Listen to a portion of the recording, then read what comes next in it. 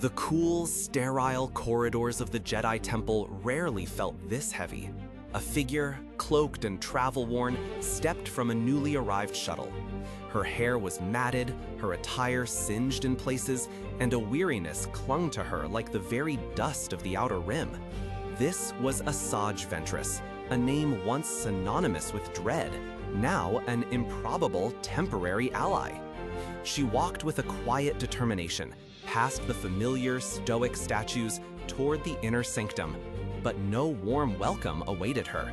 Instead, standing rigid, his face a mask of disappointment and thinly veiled fury, was Mace Windu. The air crackled with unspoken accusations, even before a single word was uttered.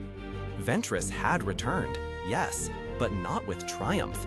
She had returned with failure, and with news that would shake the very foundations of the Jedi Council's self-righteousness. And Windu, without preamble, without even a customary greeting, presented her with an arrest warrant. His voice, usually a resonant rumble, was sharp, infused with a chilling accusation. You exposed Master Voss to the dark side. Take a moment to truly absorb the weight of that statement. Here was Mace Windu, one of the most revered, unyielding champions of the light, confronting the very consequences of a decision he had not only supported, but likely spearheaded. It was a moment of profound hypocrisy, a reckoning for the Jedi Order itself. To understand this tense exchange, we must rewind a little. The Clone Wars raged, consuming the galaxy in a fiery embrace. Count Dooku, the Separatist leader, was a constant thorn in the Republic's side, a former Jedi Master who had fallen deeply into the Sith's embrace. The Jedi Council, in an unprecedented and morally compromising move, had made a decision that few would have imagined possible. They sanctioned the assassination of Count Dooku.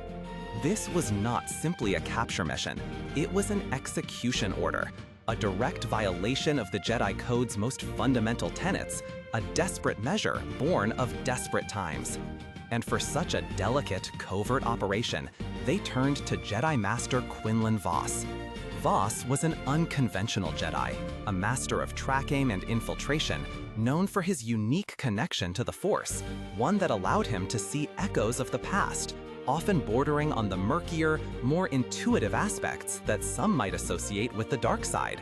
He was, in essence, the perfect choice for a mission that required stepping into shadows.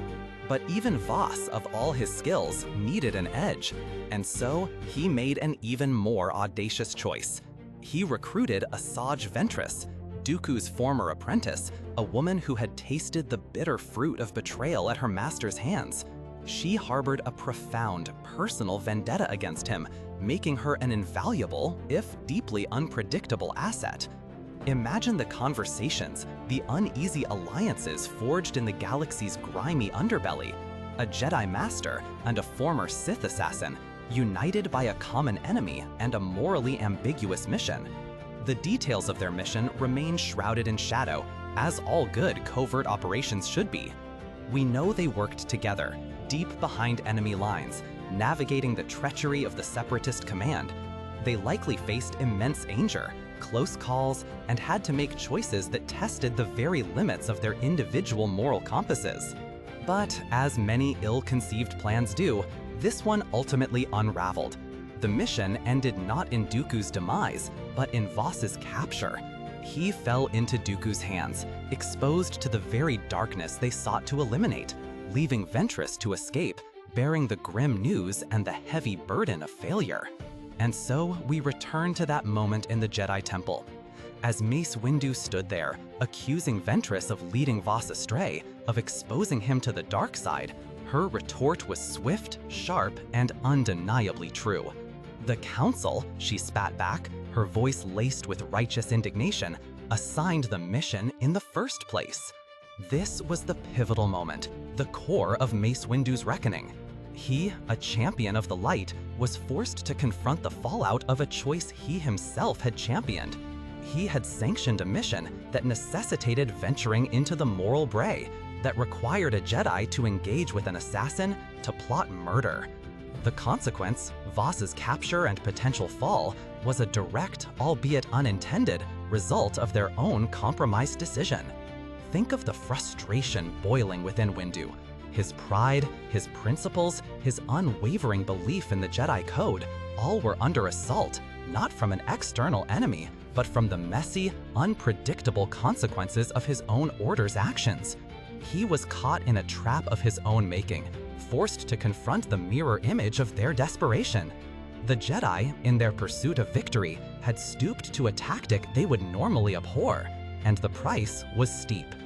This story serves as a potent reminder that even the noblest intentions can lead down treacherous paths when principles are abandoned. The line between light and shadow is not always as clear as we'd like to believe, and sometimes, in the desperate pursuit of peace, we risk becoming the very darkness we fight. Mace Windu, in that tense moment with Asajj Ventress, was forced to stare directly into that uncomfortable truth. What do you think about the Jedi Council's decision to sanction Dooku's assassination? Was it a pragmatic choice in a time of war, or a betrayal of their core principles? Share your thoughts in the comments below. And if you enjoyed this reflection, please consider subscribing for more journeys into the rich tapestry of the Star Wars universe. Thank you for listening.